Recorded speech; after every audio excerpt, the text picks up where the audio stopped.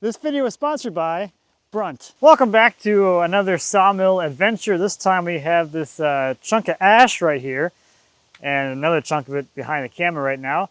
I picked these two up in the winch rewiring video. I got to the site while the tree service was still there. So it was one of the least exciting pickups I've done in a long time. The tree service just set it on the truck set it on my trailer with the grapple truck, and home we went. So this guy down here at the butts is a good 40 inches. And then as far as length goes, it kind of depends on where we're looking, I guess. Total length right now is about 14 feet long all the way down to here. But I have been kind of going back and forth on whether or not I want to remove this chunk to make it more of a maybe useful piece of material, because it does, like, you know, neck down quite a bit right there. So that could be its own separate thing. And then up to here, it's about 11 feet. So there's a pretty good amount of length here for sure. This log has a very significant taper regardless, so that end's got to come up a lot basically regardless. But what I think I'm going to do is leave this hole, that way that as I'm moving the slabs and drying them and everything, it's easier to do one piece than this huge thing and then these little things there.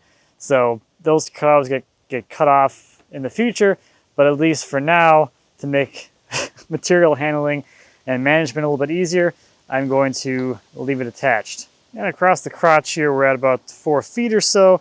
You know, we're at like 28 kind of through here, so it does neck down quite a bit through here. So whatever. Okay.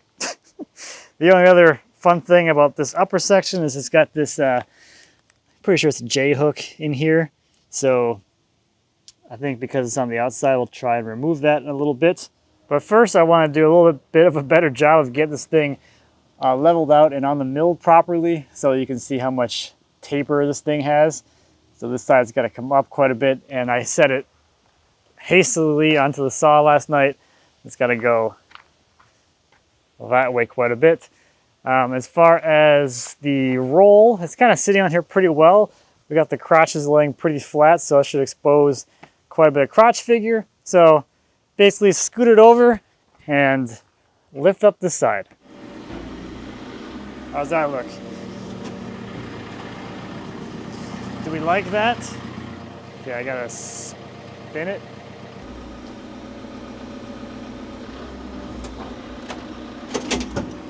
Hey, how's that look? That looks like I'm within the cut path. I have a little room to go that way if I want it, but we can always adjust that end a little more because we got to get it up off the ground next. All right, let's start with that. What else we got? There's a wedge thing.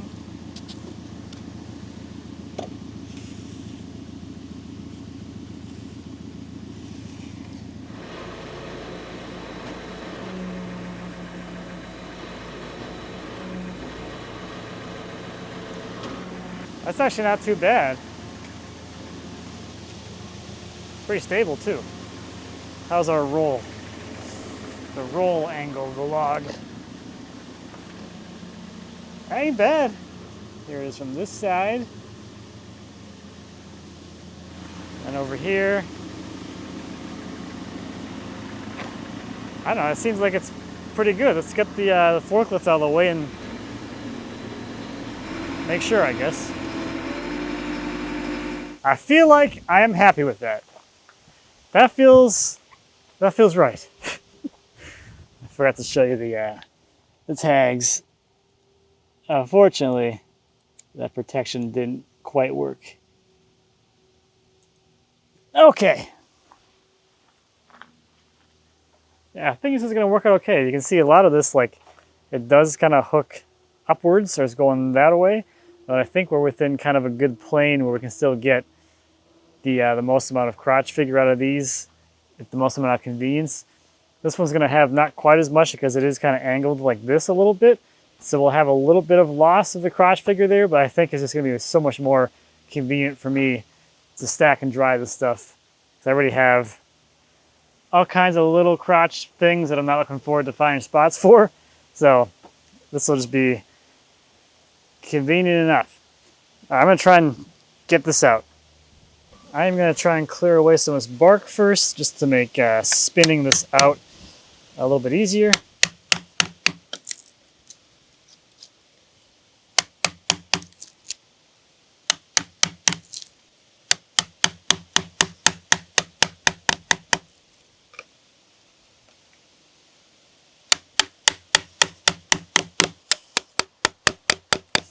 It's not quite hinge mortising, but it's kind of close.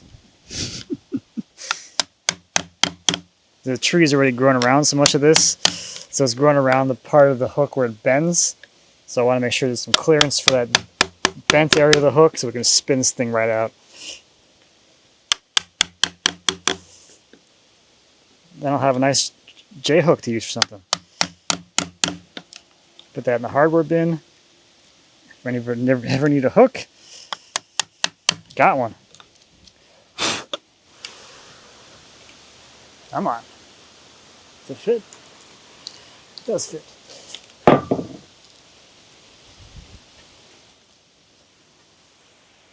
Is it backing out or not? Can't tell. I think it is.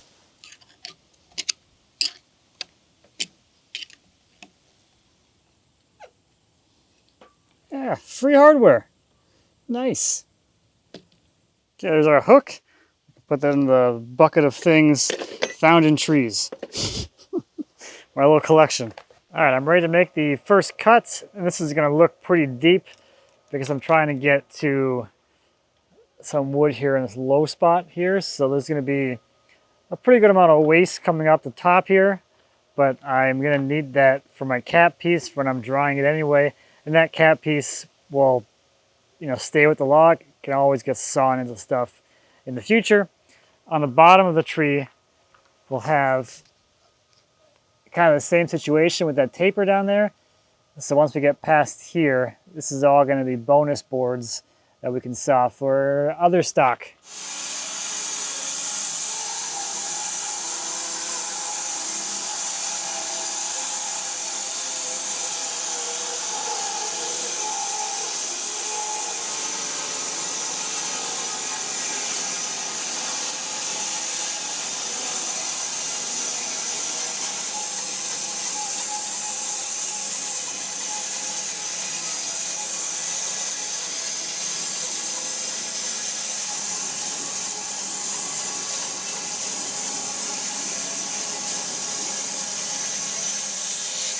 I'm super excited about these Brunt ring sneakers. With their cushioned foot pad, they are incredibly comfortable and the soles are slip resistant. In all seriousness though, I'm super excited that Brunt reached out because I have been wanting to try some work sneaker style shoes instead of work boots. One of the issues that I have doing what I do is that on days that I'm filming myself, like filming the videos you're watching, I take a ton of steps, and a full-size work boot is just too heavy and it just wears me out by the end of the day. So having something lightweight like this that includes all the safety features and like the stability and support of a full work boot without being fatigued at the end of the day is kind of a big plus or a big win for me. So I've been wearing these for a couple of weeks now and I am really, really happy with them. The performance is great, they're lightweight, and they allow me to run around as much as I want without feeling like I'm exhausted. And that safety toe is a nice upgrade over just wearing sneakers. If you're looking for a new pair of work boots or work shoes, Brunt's has got you covered, and they come in at an amazing value. But even better, if you use my code, you can save $10 off your first order. And here's maybe the best part, Brunt lets you try these on the job. If you don't like them, you can send them back. Thank you so much to Brunt for sponsoring this video.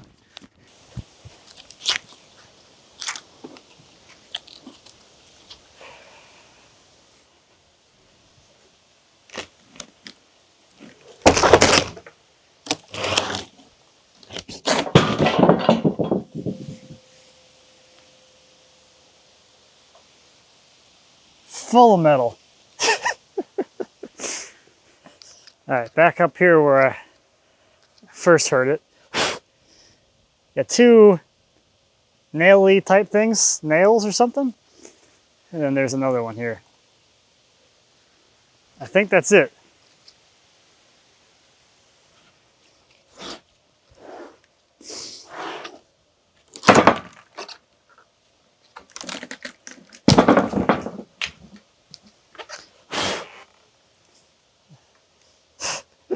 There's the hole from the J-hook. We're looking like there's some crotch figure there. All right, let's see what's going on. There's actually kind of some fun stuff going on here. We got this old limb right here, which you can kind of see on the outside of the tree. There was this like kind of bulge there. That's that old limb. The tree compartmentalizing and sealing this wound off. So it kind of looks like a little pucker thing. You know what that looks like. And we have another kind of old limb here that's coming up this way. This is the bark inclusion in the crotch from this limb coming up and joining back to the main stem of the tree. Up here, this is 2, 4, 6, about 7 feet up. We got a nail. And then up here, which is 9 feet, we got another pair of nails there. No crotch figure yet here because we're not deep enough. But up here, we're starting to get into it because it was kind of coming up. So we have this, which is kind of like almost burl-esque. And we start getting into the curl here that's produced around that bit of crotch. So that's nice. That's promising. Let's make some more cuts and see how many more nails we find.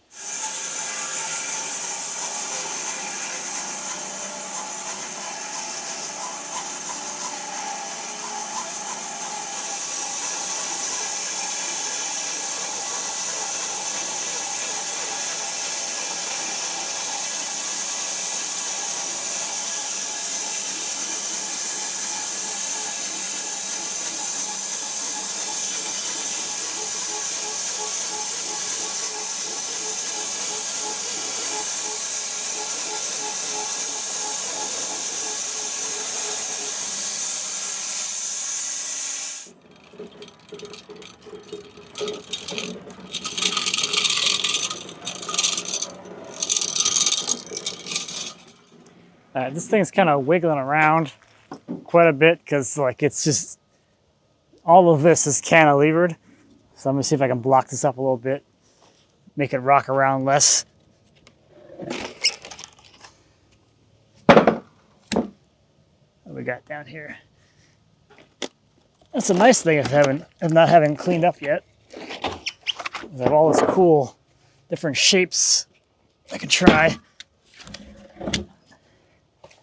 That kind of does something. I don't know, we'll see. So since these are so big, I'm cutting them at 12/4. So I'm setting the saw here to 3 1/8 to make that cut. So it'll give us a piece of 12/4. And that's it. Let's see how it cuts this time.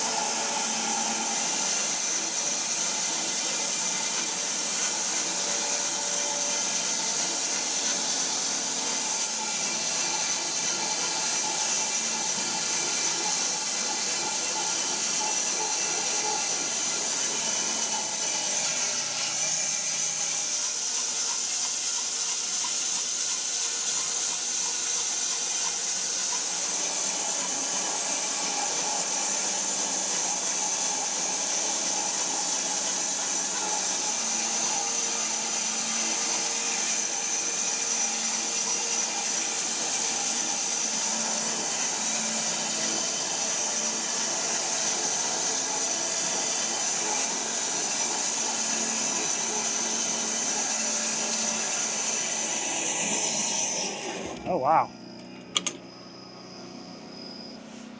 I have never seen that happen before.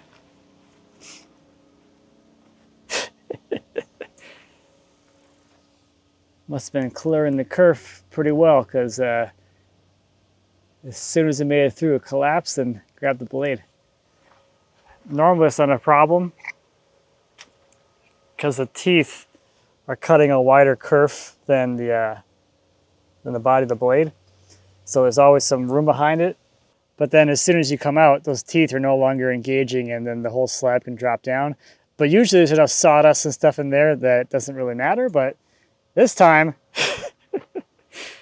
it fell down and grabbed the blade, and there was enough inertia in those wheels to send the whole log that way. It's like one of the questions I got when I was building the saws. Why did you use such big wheels?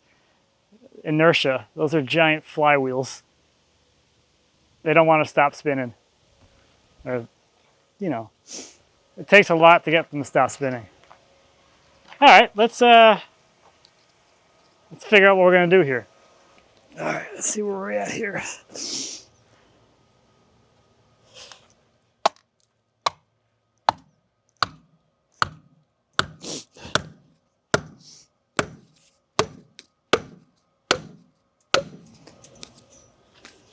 All right.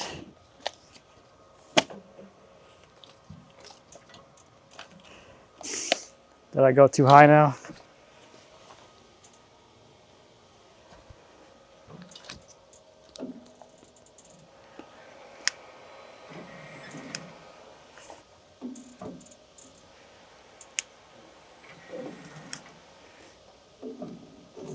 There. All right. Always an adventure.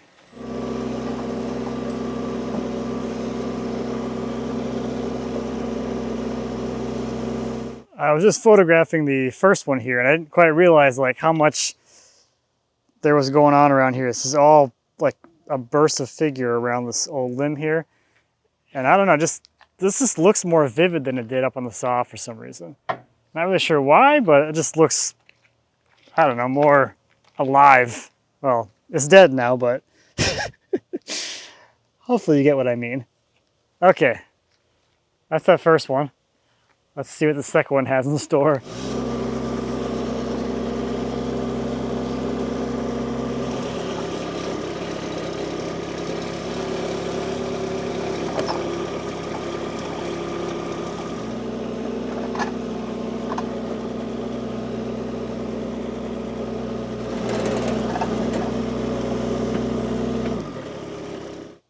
Wow!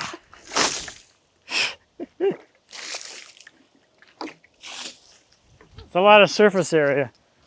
All right, this one should be pretty good. It's got the double crotch starting to show. Ooh, some curl over there, and it's got a lot of wood. These are not small. All right, we got the old limb situation down here with the associated figure. Otherwise pretty well clear all the way up through here. There's a little bit of glue stain from the nails that are on the other side of the slab. It's kind of a fun little bark pocket inclusion thing. We start getting into some of the crotch figure here. And there's some crotch figure starting to show up here. And this is where that J hook would be.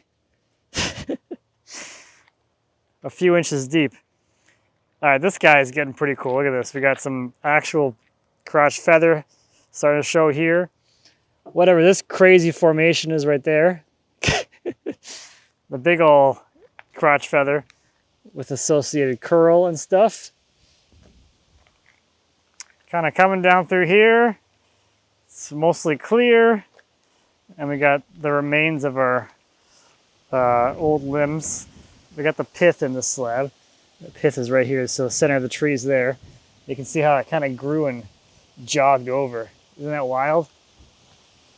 Got all tiny old limbs. All the branches it used to have back in the day as it was growing up towards the sky. So measurements on here, we got 163 inches long, 35 to 30 on this end. Let's see, here we're at 31. 31. Up here at this crotch, that's 51. And this crotch here, 39. What's this little down here? 24. It's a big slab.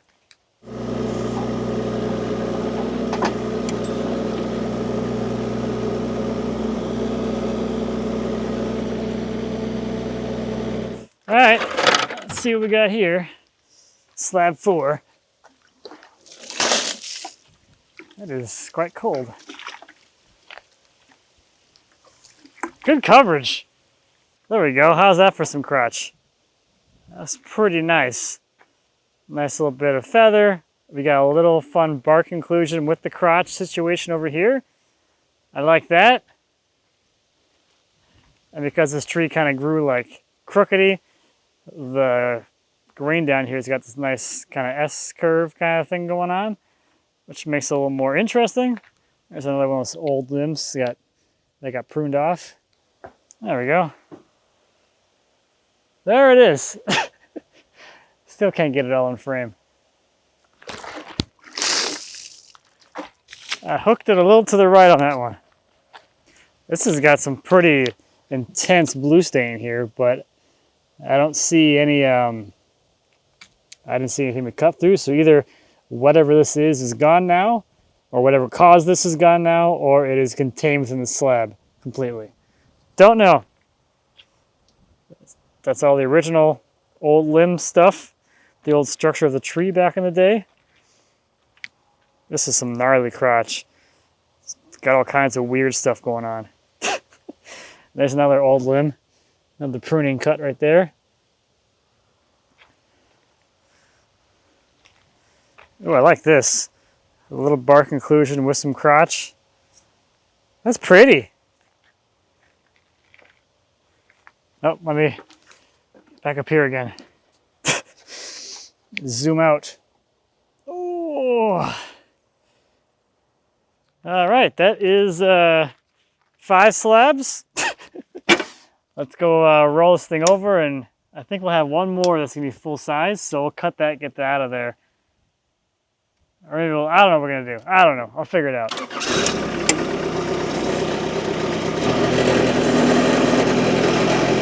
There's approximately a 0% chance that this could actually pick this up, but I'll try it anyway. Oh wow. Why is it so light? Oh. Oh.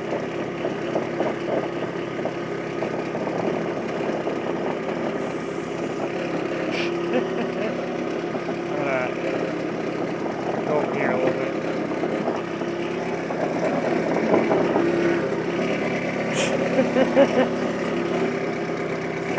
Off.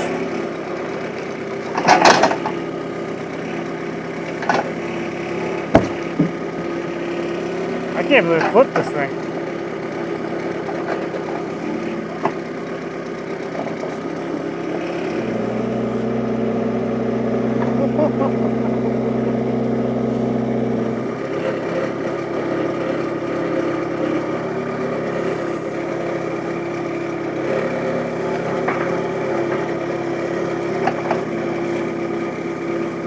Okay, because I can't quite make up my mind.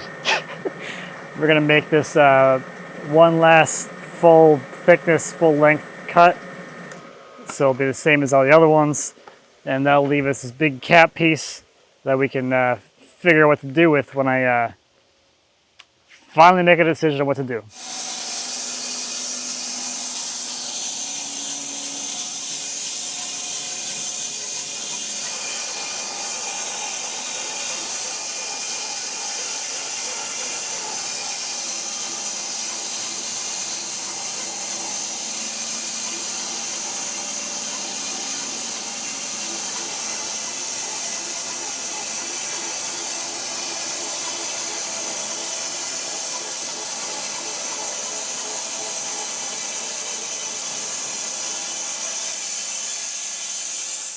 So I'm reasonably sure I'm going to be cutting this one at 9/4.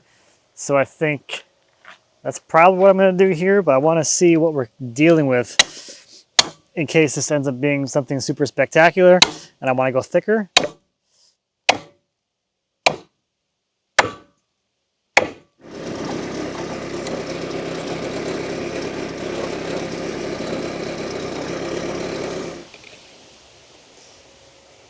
So it'd be like 27 on one side and then probably 24 on the narrow side of the next one.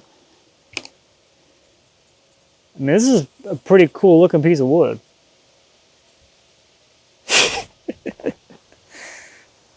I think I can get away with 9/4 on these and just put them in the same stack with the other ones. And that'll be 3 pieces out of here. I think we'll just go with that. I think it's gonna be fine. The problem is that like you get these slabs cut and then you're like, okay, where do I stack them? Where do I store them? Because it's kind of hard to like find a spot for them. So ideally with these ones, if I can get them cut and I can fit 2 side by side in a bigger stack, which I'm gonna have soon anyway, then I can get away with stacking them somewhere. That's really the hard part, is having somewhere to stack and dry them. This is what this side looks like. That's very clear. There we go. So we got, what is it, like a burl kind of thing? Got some kind of burl looking thing happening down here. This is incredibly clear. There's no real defects in here. Here's an old limb, pruning cut type of thing. We got some fun sun. We got sunny. The sun decided to come out. So we got a little bit of a crotch feather left, just the remains of it. And there's just a little more kind of fun stuff happening up here. But that is a nice looking piece of wood. That's for sure. So I wanted to just share a little bit about my workflow because it's changed a bit in the last couple of years. So I used to stack and sticker as I went. This is 12/4. And I sort of changed that a few years ago to run through and saw all the slabs and just kind of put them in a pile and then come back and sticker them afterwards. Crap. I can't do numbers and talk at the same time. 151.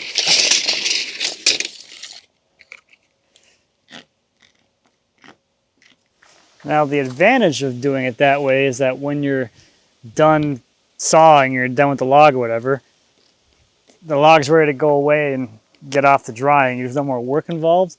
The downside to that method is that you have to flip every single slab as you go to keep them oriented correctly as you're working.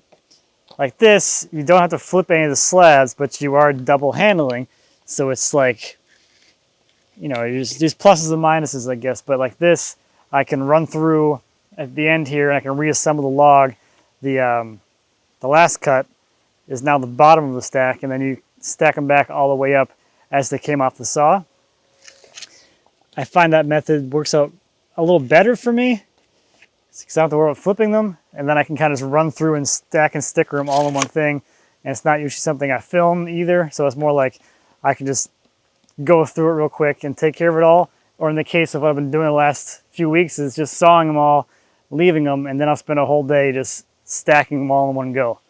Now the other thing with this is when you flip your last remaining piece over and you start sawing again, now this one is in the wrong orientation. So that's why if you're gonna do it the way I've been doing it, is you gotta make all your cuts all the way down to the bed and not have any remainder piece to flip over like this, because now this one's gonna get flipped over to be matching the orientation of those ones.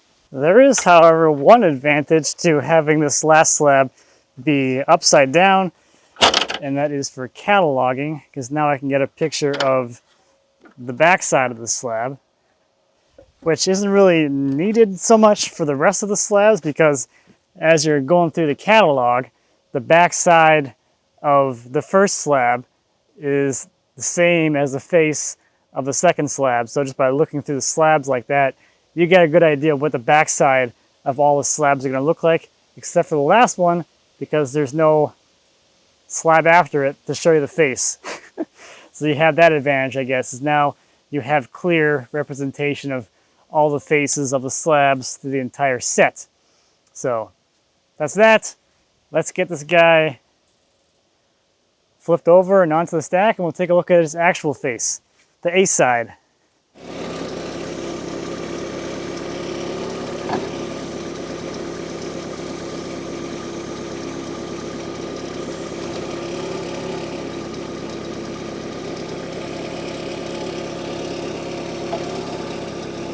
That's pretty.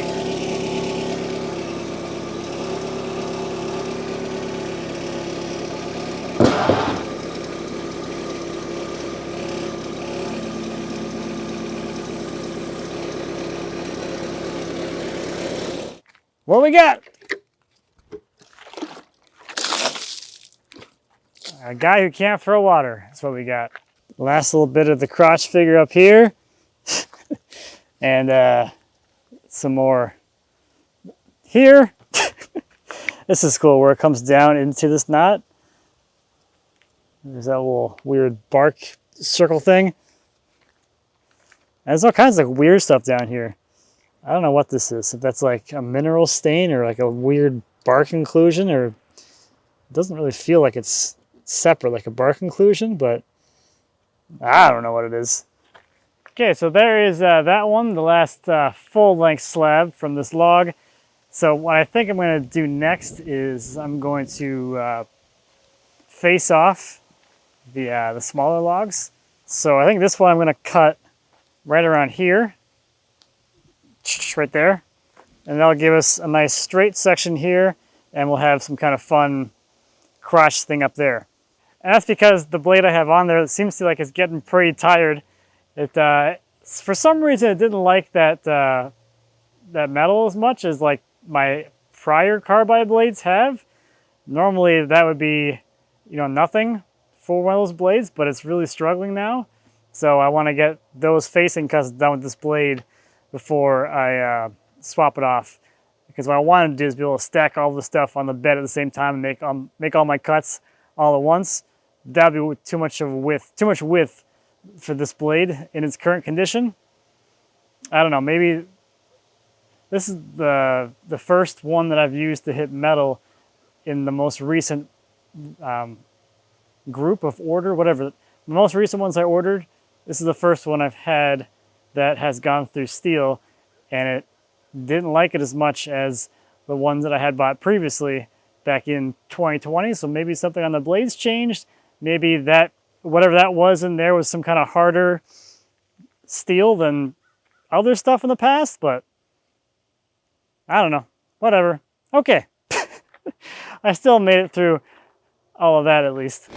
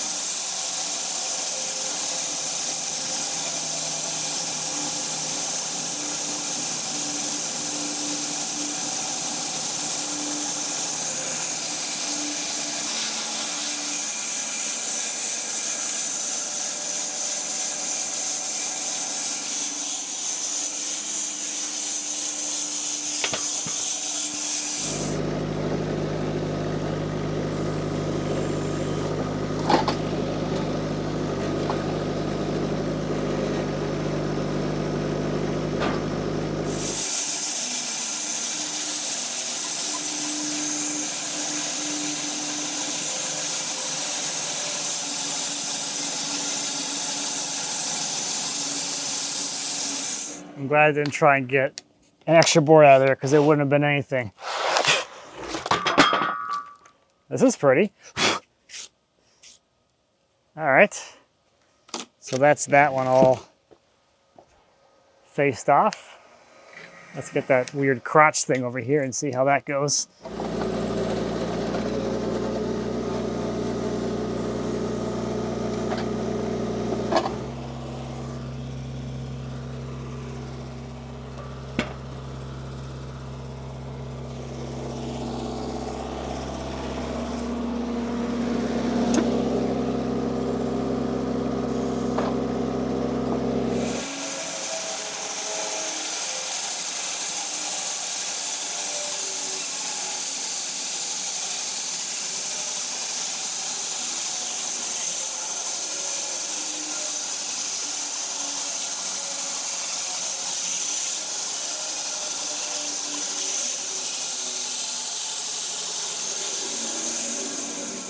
I love it when things work. Oh, jeez, come on.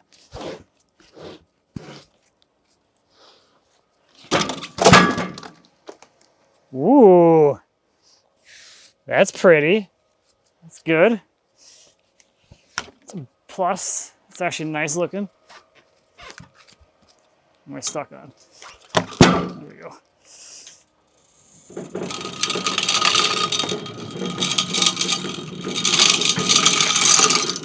Okay, here's what we're kind of dealing with. It's actually got some really cool like color and patterning, which we didn't really see down at the base of the tree.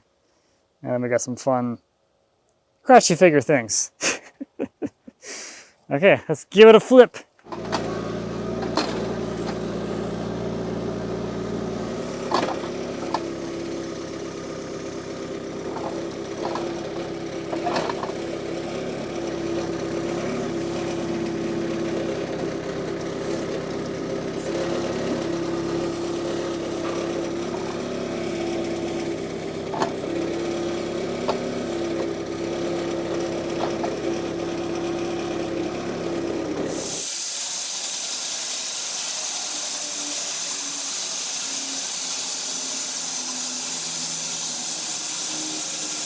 I feel like we're showing blade changes like every episode now.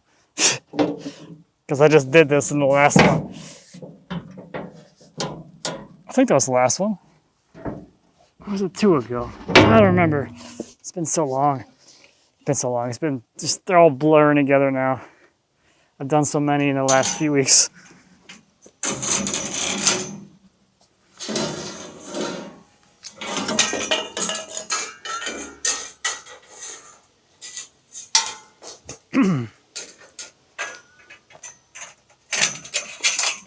Okay. Hopefully the camera can see this, but a lot of the teeth are chipped. Like that's a full tooth right there. And this one's completely gone. These are all chipped. Yeah, usually, and I'm pretty sure the last ones have been a lot more durable than these. Or we just hit something really hard, I don't know which. But whatever, this blade still cuts, it just can't handle cutting at the full width that I needed to. So if I need a blade for cutting small stuff, there we go. I'll put that in the somewhat good pile.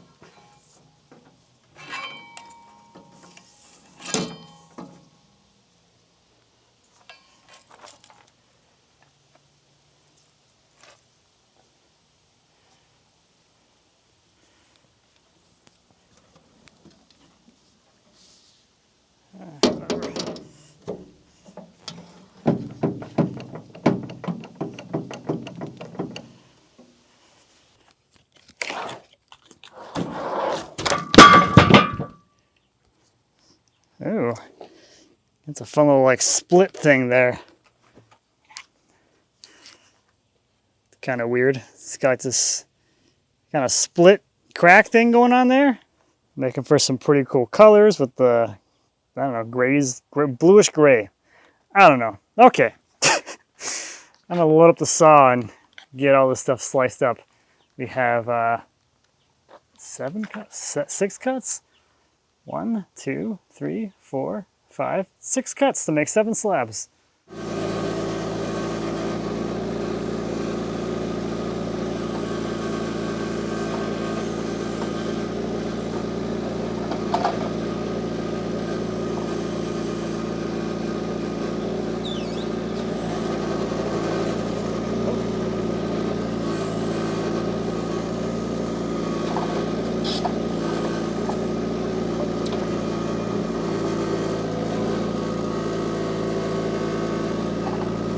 Slice and dice. Well, just slice. Please don't dice.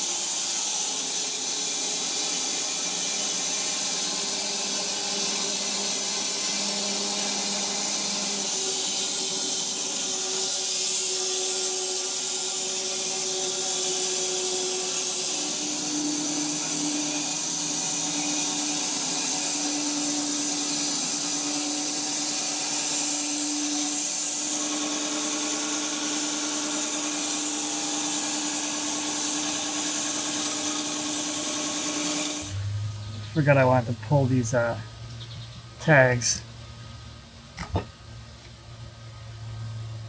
It's kind of a fun memento. Put that in our collection of stuff found in trees.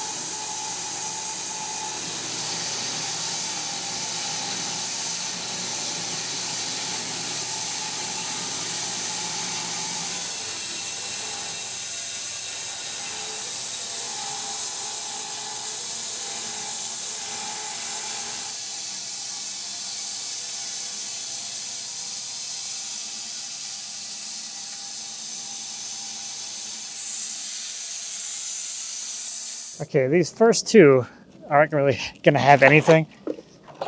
Well, that one will be okay. This one's just gonna go in the scrap pile. This is clear plain sawn stuff. Nothing crazy happening there.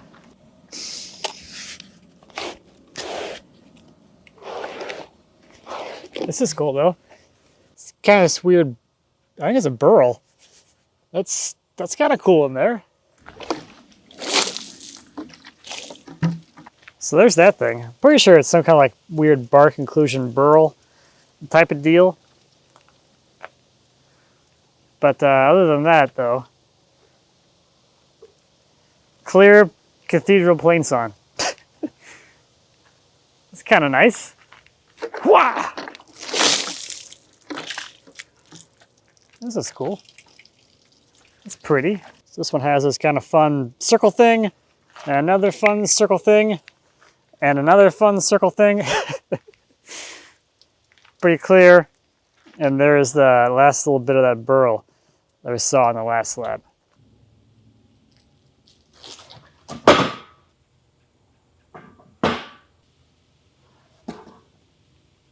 Nice little critter nest in this one. Now we're doing, oh my goodness. All right, we're gonna do 6.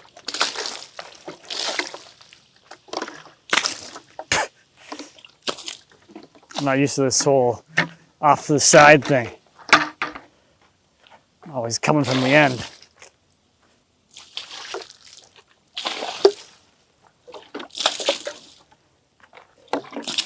Gotta get that whip technique. All right, these first ones are kind of funky because they got like this weird bark inclusion split thing situation going on there. Kind of weird, but we got some crotch. Hopefully, I guess the next few of them will have crotch, but this is actually starting to form sort of a burl kind of thing, which is cool. That's smushy. So these are kind of cool. These are cool ones. These other ones down here, they're a little more, I don't know, standard. There's not a whole lot of crazy stuff going on, but there is this. And then for the most part, aside from that little bit of crotch figure down there, these are pretty well sort of straight grain and whatnot until we get down here when there's some other things going on there, but very clear. All right, that's a full ash spread on the bed. Spread out all my ash on the bed. Gonna need more water.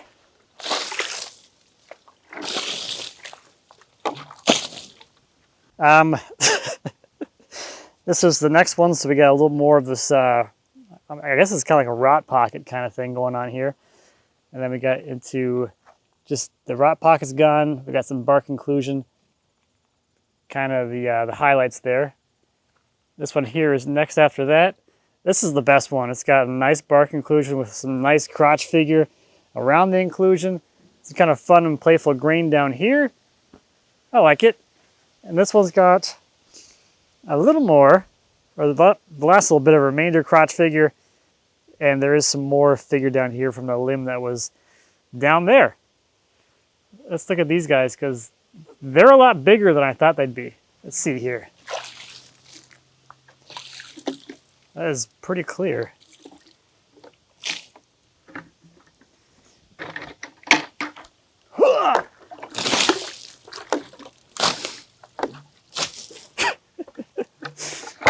While I'm here, let's just see how wide these are.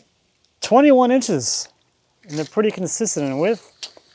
A little under 8 feet, 92 inches long.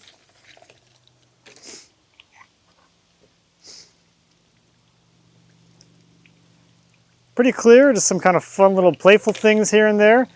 There's the pith poking through in this face.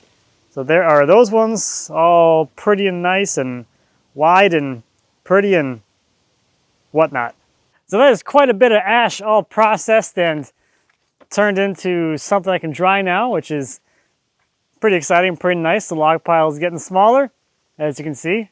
It's been a pretty busy sawmill session this time. I think this is the last log I'm gonna do as part of this batch of sawing. So next time I'll be stacking and stickering and putting all the stuff away, which should be fun.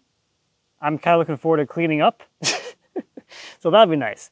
So that's gonna do it for this one. Thank you as always for watching. I greatly appreciate it. For any questions or comments on sawing ash or whatever, or anything back in the shop, please feel free to leave me a comment. As always, I'd be happy to answer any questions you might have. And until next time, happy woodworking. It's wood.